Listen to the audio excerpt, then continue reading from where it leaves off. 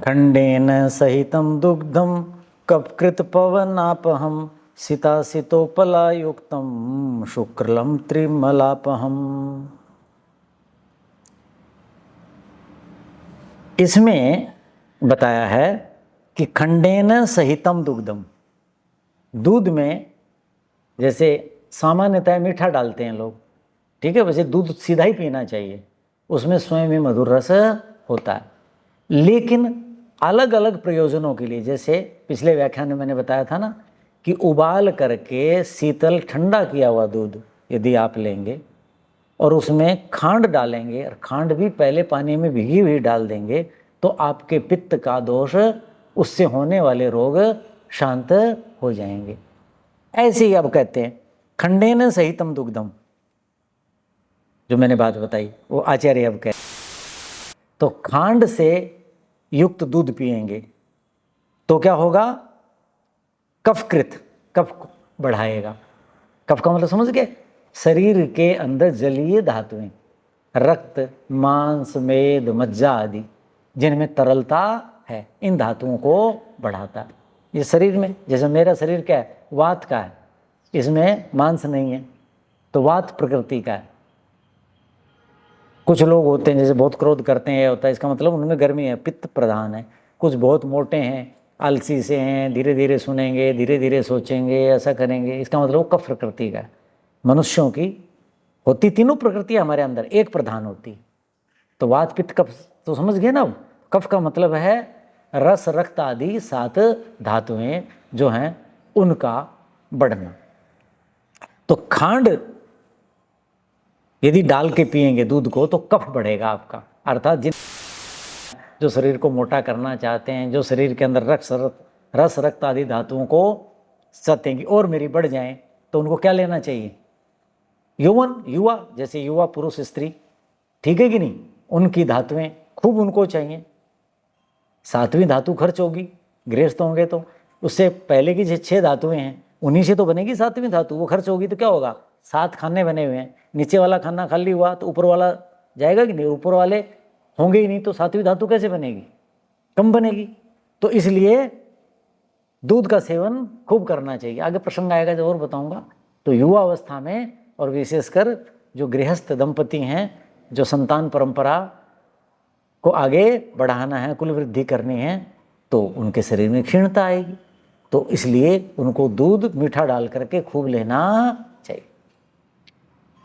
कफकृत पवनापहम, अब कफ बढ़ेगा तो क्या होगा, शरीर में रुक्षता कम होगी। कौन किसी का नाम है, वायु, वायु किसका नाम है, रुक्षता का नाम है। कफ किसका नाम है, रुक्षता के अभाव का नाम है। जैसे गर्मी, गर्मी में क्या है, रुक्षता ही रुक्षता, और वर्षा में क्या है, तरलता ही तरलता, जलियन, सब जगह नमी नमी नमी। ऐसे ही मान लो आप, वायु का मतलब ग्रीष्म ऋतु, सब कुछ सूखा पड़ा है, और कफ का मतलब क्या हुआ, ऐसा शरीर जैसे वर्षा ऋतु में जो बाहर नहीं रखे वो अन्न आदि भी गिले हो जाते हैं, अंदर नमी आ जाती है ना उनमें। तो वात और कफ समझ गए, तो ये क्या हो जाएगा, पवनापहम, वात वायु, पवन यानी वायु को अपहम दूर भगाने वाला है कौन, यदि दूध में क्या डालेंगे, खांड डालेंगे।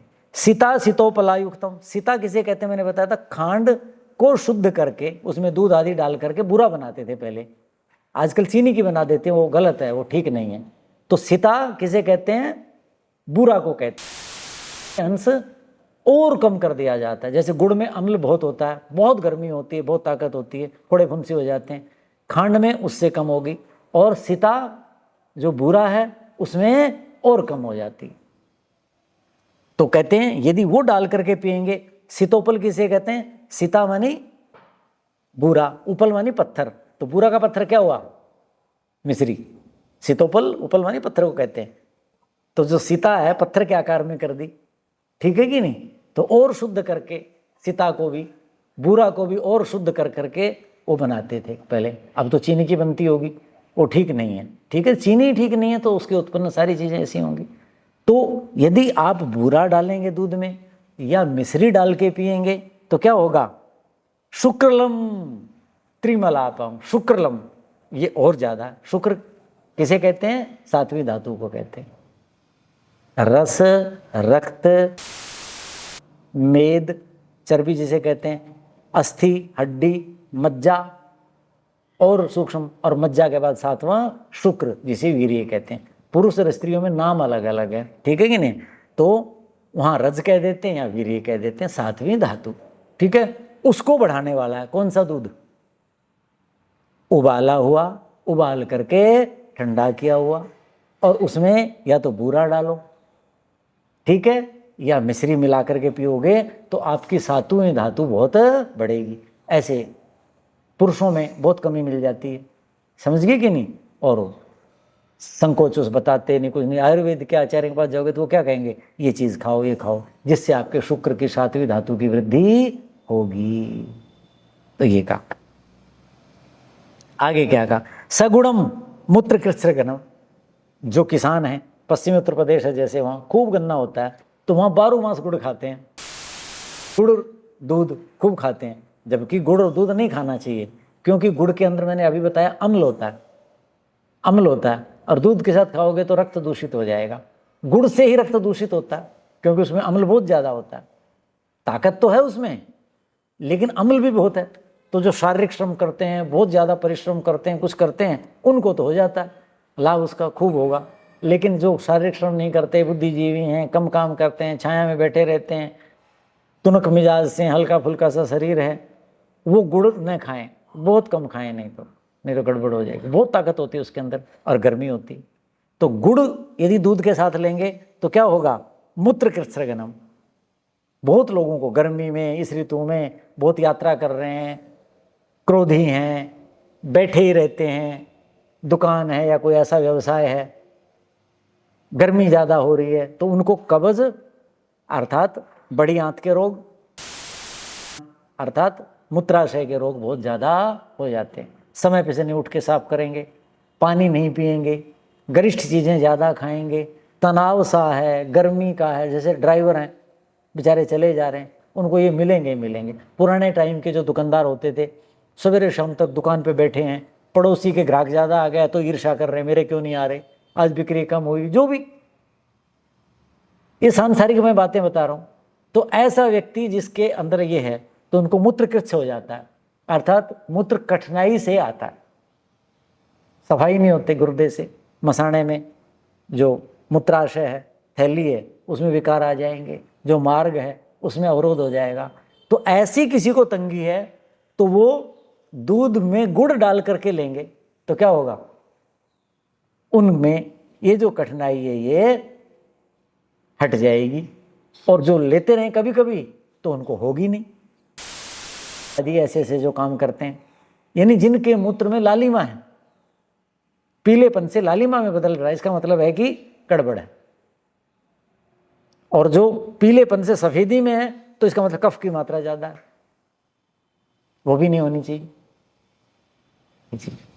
और इससे अलग हटके बता दूं, ये रोग की बात आ गई तो जिनको ये रोग हो जाए वो 20 नवंबर के बाद और पूरे मार्च तक, 10 अप्रैल तक भी चलता है गन्ना, वो गन्ना चूसें तो ये रोग उससे भी ज़्यादा जल्दी दूर हो जाएगा।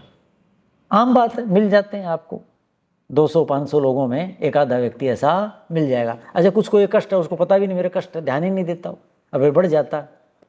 चलिए, तो ये कहा, क्या कहा? गुड़ के साथ करेंगे तो मूत्र कृच्छ को दूर करेगा। पित्त श्लेष कर्म परम, देखो मैंने बताई थी वही बात आ गई कि गुड़ क्या है? गर्मी है, उसके अंदर क्या है? वो पित्त पैदा करेगा, अम्ल है, तो कहते हैं परम बहुत ज्यादा पित्त को पैदा करने वाला है। और श्लेष मैंने क्या कहा? श्लेष्मा कफ को पैदा करेगा, क्यों? ताकतवर है ना, और मधुर रस है उसके अंदर खूब, तो मधुर रस क्या करता है? कफ पैदा करता है। और उसके अंदर अम्ल है तो क्या करेगा? वो पित्त पैदा करेगा। तो परम इन दोनों को ज़्यादा पैदा करता है यदि दूध में गुड़ डाल के लेंगे तो अपनी अपनी प्रकृति आवश्यकता के अनुसार दूध का इस रूप में आप प्रयोग कर सकते हैं। अब दूध के बारे में बहुत से लोगों को नहीं पता कैसे सेवन करना चाहिए। एक क्या लिखा है? पेयम निशि केवलम पया। भारत में रात्रि को सोते समय या सोने से पहले दूध पीने का नियम है। उत्तर पश्चिम भारत में तो लेते हैं हम। उसका क्या कारण है बताऊंगा। कहते रात को पीना चाहिए। न भोज्यम स ओदनादिकम, इसके साथ अन्न नहीं खाना। ओदन आदि, ओदन भात चावल रोटी, जो भी अन्न खाने के हैं। सामान्यतया मैं भी ऐसा कर लेता था पहले, कभी कभी अब भी कर लेता हूं, लेकिन बचना चाहिए। जैसे सब्जी बनाई, मेरा मन नहीं करे सब्जी खाने, क्योंकि रात को सब्जी खाओगे उसमें नमक आदि कुछ डले हुए हैं मान लीजिए, तो पित्त पैदा करेंगे।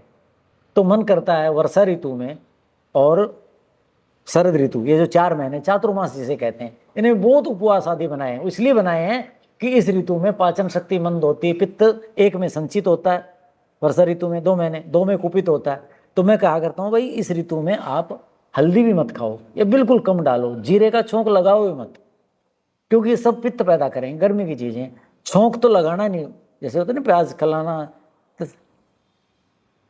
घी तेल आदि, सूखी सब्जी बना रहे हैं, तड़के बना रहे हैं, सब हानिकारक है, पाचन शक्ति मंद हो जाती है और बुरा हाल हो जाए, विदग्ध हो जाएगा। तो जब मेरा मन करता है ना ऐसी कोई सब्जी, ये मैं सोचता हूँ भाई आज नहीं खाते, रहने दो, अंदर वाला ही बोल देता है, ऐसा अभ्यास हो जाता है। तो मैं कहता हूँ आज केवल दूध ही दे दो, उसके साथ फुल्का खा लेता हूँ, तब ऐसा कर लेता हूँ मैं उससे बचने के लिए। लेकिन नियम मत बनाइए कि रात को दूध से रोटी खा लेंगे, दूध से चावल खा लेंगे, यानी अन्न नहीं लेना।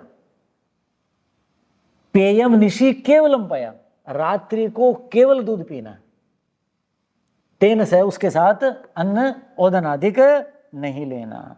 क्यों? भवेद अजीर्णम न जीर्यते, उसके साथ मिला दोगे दूध के साथ किसको? अन्न को, तो अजीर्ण हो जाएगा। जो भोजन किया है वो समय पर नहीं पचेगा। भवेद अजीर्णम, अजीर्ण हो गया तो क्या होगा? आपने देखा होगा कुछ लोग होंगे रात को 11 बजे 12 बजे 1 बजे जी खट्टी डकार आई जी, आज सारी रात जी मेरा ये जलता रहा। क्यों हुआ? विदग्ध हो गया। तो कहते हैं भवेद अजीर्णम, अजीर्ण हो गया तो फिर क्या कहते हैं? न सहित सर्वरी, रात्रि को आप सो नहीं पाएंगे, आचार्य ये कहते हैं। ऐसा होता है। तो रात को केवल दूध लेना है, सोने से 1 घंटा पहले ये करना। अब रात को दूध क्यों लेना सोने से 1 घंटे पहले? 2 घंटा पहले सोने से भोजन कर लो, भोजन के 1 घंटे बाद दूध लेना, पौना लगा लीजिए और पौना 1.5 कर लो, इससे ज़्यादा तो नहीं, ठीक नहीं है। ठीक है, ये नहीं है कि अभी रोटी खाई 10-15 मिनट बाद दूध लेके सो गए, फिर गड़बड़ हो जाएगी। ठीक है, सोने से आधा पौना घंटा पहले, और उत्तम तो 1 घंटे पहले की अवस्था है, ताकि उसका विपाक हो जाए और आप सो तो आपको कष्ट न हो। या सोने से जो पाचक रस छोड़ने वाले संस्थान हैं वो सारे उनके, और वो पचता नहीं है, विदग्ध रह जाता है। ठीक है कि नहीं? आपने देखा होगा ना कितनी बड़ी बड़ी रातें होती हैं सर्दी की, आपको भूख लगती है क्या? क्यों नहीं लगती? कि पाचन शक्ति मंद हो जाती सोने से, रात्रि के कारण। वो विषय जब आएगा जो विस्तार से बताऊंगा क्यों होता है। तो क्या कहते हैं? विदाही अन्न पानानी, रात्रि को दूध क्यों लेना चाहिए? विदाही अन्न पानानी दिवा भूंगते हैं नर, दिन में मनुष्य विदाही अन्नपान खाता है। विदाही समझते, जो दाह पैदा करते हैं, जो पित्त पैदा करते हैं, नमक खा रहे हैं, मिर्च खा रहे हैं, कोई समोसा खा रहा है, कोई तली हुई सब्जियां खा रहे हैं, कितनी तरह की चीजें खा रहे हैं।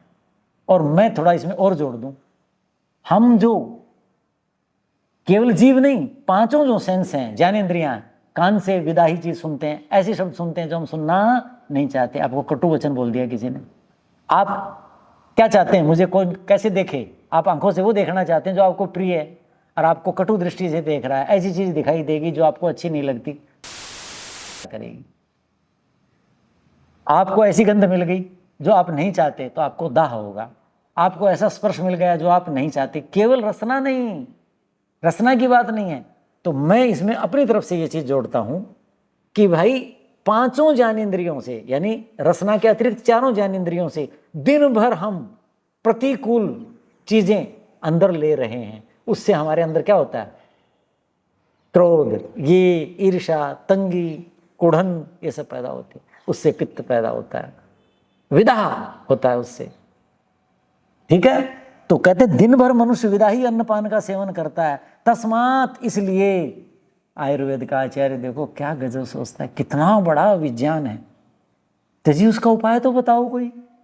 तत्प्रशांत्यर्थम, वो जो दाह पैदा हुआ आपके अंदर, उसकी शांति के लिए निशि दुग्धम सदा पिबेत, रात्रि को सदा दूध पीना चाहिए। बात समझ में आई? क्या कहा? केवल दूध पीना, अन्न आदि नहीं लेने। केवल कब पीना है मैंने बता ही दिया, कम से कम आधा घंटा पहले, 1 घंटा पहले तो अच्छा है, पौना घंटा मध्यम है, भोजन के 1 घंटा बाद, ठीक है। और सोने से इतना पहले। क्यों पीना है? दिन भर हम विदाही अन्नपान लेते हैं। मान लीजिए कोई नौकरी कर रहा है, अब वहां तो भोजन नहीं मिल रहा, तो क्या ले जाएगा? घर से ले जाएगा, वो ठंडा हो गया। ठंडा जो भोजन है पचाने में शरीर को क्या है? दाह पैदा होता है। बाहर का खा लिया वहां का लेके, उसमें तो मिर्च मसाले होते हैं, किसी ने कैसा बनाया है, बासा है, कैसा है, वो दाही है। और ये 4 ज्ञानेंद्रियां, उनसे भी जो है, तो वो सारे आपको अंदर दाह पैदा करते हैं। उनका दाह कर्म शांत हो जाए, वो आपको तंग न करें, खट्टी डकारें कि यहाँ जलन न हो, है जी। ऐसी ऐसी स्थिति आ जाती है, एसिड इतना बनता है कि आपको यहां से आकर के मुख में जो छिद्र है ना, जो नासिका में जाता है, उससे नाक तक में के अंदर एसिड चला जाता है। ये स्थिति आ जाती है। मेरे से लोग चर्चाएं करते हैं। तो यदि नियमित रूप से रात को शीतल किया हुआ दूध और उसमें खांड या बूरा, उत्तम से उत्तम मिश्री शीतल कर करके, और वो आप ले लेंगे यदि 1 घंटा पौना घंटा पहले, तो आपको ये सारे दोष नहीं होंगे, वो उसको संभाल लेगा। देखो ये परंपरा घरों में डाल दी, पीने वालों को पता है कि लाभ है ना, बस क्या है, अरे भाई दूध दे दो, आज दूध नहीं मिला। कहीं भी जाएंगे, जैसे कहीं शहर में चले गए, दूसरी जगह घूमने, लोग क्या करेंगे? होटल पे रोटी खाई, फिर कहेंगे चलो भाई थोड़ा दूध पी आते। पहले याद हो, हलवाई रखते थे, चौड़ा सा वो होता था, और उसमें मलाई डाल करके ऐसे ऐसे ऐसे ऐसे क्यों कर, इसके क्यों हलवाई ऐसे ऐसे करके क्यों करते? इसके पीछे भी विज्ञान है, वो प्रसंग आएगा आगे आगे। तो वो पीने जाते हैं, उनको जीवन में डाल दिया ना, जीवन में डाल दिया। कैसा करना है? इस क्या है? सृष्टि विज्ञान है इसके पीछे। अब क्या कहा? बाले वृद्धि कर्म, यदि बच्चा दूध पिएगा तो बच्चे को क्या चाहिए? शरीर में वृद्धि चाहिए, बढ़ेगा। और क्या कहा? क्षय क्षय कर्म, जो व्यक्ति कुछ होते ना क्षय रोग जिनको होता है, सुखा रोग जिसे कहते लोक भाषा में, क्षय अकर्म, जिसको क्षीणता हो गई है उसकी क्षीणता को समाप्त करेगा। जिसको सुखा रोग हो गया, कितना ही खा लो, कितना भी कुछ कर लो, इसको जो लगता ही नहीं है, इसको तो कुछ बनता ही है नहीं, डॉक्टर साहब बताओ क्या करें। ऐसी ऐसी बुरी स्थितियां हैं, पता नहीं लोगों को। एक बच्चा कॉलेज में पढ़ने आता था, वो ये है गुरुजी, ये तंग कर देता। क्या? बोले जी मेरी मम्मी ना मेरे को घी चूरमा बना के दे देती हैं। जैसे कॉलेज खुलता है जुलाई में, और वो वर्षा ऋतु, फिर शरद ऋतु, जी मेरी मम्मी ना मेरे को बादाम भी देती, बेटे बाहर खा लेना, भूख नहीं। गुरुजी मेरे को भूख नहीं लगती। अरे वो जल्दी से उठा है, सवेरे सूर्य निकलते वहां से बस चल दी, वहां से असंध पहुंचती थी, असंध से फिर कॉलेज आता था 1 घंटा। उसको कहां भूख लगेगी? और वहां क्या देती थी लाड़ प्यार में? घी डाल करके चूरमा बना दिया, परांठा बना दिया। और वो भी कब? जठराग्नि सबसे मंद होती है उस ऋतु में, बताओ क्या करोगे? तो हमेशा यूं ही करता रहता था, गुरुजी मेरे ये तंगी। मैं कहा बेटे इस ऋतु में ये चीज नहीं खाया करते, आप हल्की सी ये चीज लिया करो, इससे तो विदग्ध हो जाएगा। तो वो सूखा सा रहता था। माँ क्या चाहती थी? इसको घी खिला दूं, चूरमा खिला दूं, घी का परांठा खिला दूं, बादाम खिला दूं, मेरा मोटा हो जाए, तगड़ा हो जाए। लोगों को थोड़ा सा दूध दे दो, धारोषण दूध दे दो, नहीं तो उबला हुआ ही दे दो। तो ऐसे जो होते हैं, कहने का मतलब उनको क्या करो? उसकी क्षीणता को समाप्त करेगा। वृद्धेषु रेतो वहम, जो वृद्ध लोग हैं उनमें शरीर में क्या हो जाती? 7वीं धातु रेतस कहते हैं, वीर्य शुक्र जिसे कहते हैं, स्त्री पुरुष दोनों की 7वीं धातु कम हो जाती है। लेकिन आवश्यकता पड़ गई, कोई घर में ऐसी चीज हो गई, संतान मर गई, फिर बड़ी उम्र में जरूरत पड़ेगी संतान पैदा करने, ऐसा जरूरत हो जाती है। तो शरीर में तो धातु है ही नहीं, कम है, तो ऐसे लोगों के लिए जिनकी धातुएं क्षीण हो गई हैं अवस्था के कारण या समय से पहले ही, भोजन, आहार विहार, जीवन शैली, विचार, ऐसा आचरण, तो ऐसे जो लोग हैं जिनके अंदर सात्विक धातु कम होगी, लिए है जी वृद्धेशु, वृद्ध का मतलब समझ गए ना, एक तो बूढ़े हो गए या बूढ़े जैसी अवस्था में पहुंच गए, उनके रेतो वहम, उनके कहते हैं इसको पैदा करने वाला है। अंतिम बात कहता हूं, रात्रौ पथ्यम अनेक दोष शमनम। वैसे बात कह दी लेकिन आचार्य की भाषा में कह रहा हूं। रात्रि को दूध पीना, पथ्यम, पथ्य का मतलब क्या होता है? हितकारी। पथ्यम का मतलब औषध स्वरूप है ये। अनेक दोष शमनम, अनेकों जो दोष हैं ये जो बता दिए, ये तो है ही अनेकों दोषों को दूर करने वाला है। हितम चक्षुष्यम, और नेत्र ज्योति के लिए भी हितकारी बताया गया है। तो मान्य सज्जनों, अब जो शेष बातें हैं वो अगले व्याख्यान में उन पर विचार करेंगे। ओम शांति शांति शांति। ओम।